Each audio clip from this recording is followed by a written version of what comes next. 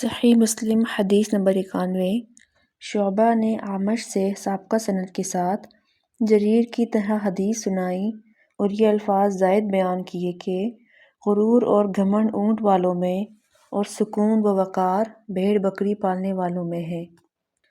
صحیح مسلم حدیث نمبر 92۔ حضرت جابر بن عبداللہ رضی اللہ عنہما نے کہا کہ رسول صلی اللہ علیہ وسلم نے فرمایا، دلوں کی سختی اور جفا مشرق میں ہے اور ایمان اہل حجاز میں۔ صحیح مسلم حدیث نمبر 93۔ ابو معاویہ اور وکیع نے اعمش سے حدیث سنائی، انہوں نے ابو صالح سے اور انہوں نے حضرت ابو ہریرہ رضی اللہ عنہ سے روایت کی، انہوں نے کہا کہ رسول صلی اللہ علیہ وسلم نے فرمایا، تم جنت میں داخل نہیں ہوگے یہاں تک کہ تم مومن ہو جاؤ، اور تم مومن نہیں ہو سکتے یہاں تک کہ ایک دوسرے سے محبت کرو۔ کیا تمہیں ایسی چیز نہ بتاؤں کہ جب تم اس پر عمل کرو تو ایک دوسرے کے ساتھ محبت کرنے لگو، آپس میں سلام عام کرو۔ صحیح مسلم حدیث نمبر 94۔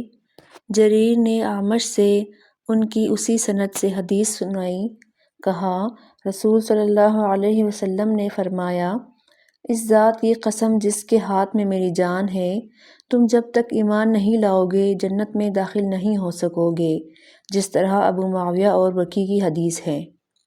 صحیح مسلم حدیث نمبر 95۔ سفیان بن عیینہ نے کہا، میں نے سہیل سے کہا کہ عمرو نے ہمیں وقاقہ کے واسطے سے آپ کے والد سے حدیث سنائی۔ سفیان نے کہا، مجھے امید تھی کہ وہ مجھے خود روایت سنا کر ایک راوی کم کر دے گا۔ چنانچہ سہیل نے کہا، میں نے اسی سے یہ روایت سنی جس سے میرے والد نے سنی، وہ شام میں ان کا دوست تھا۔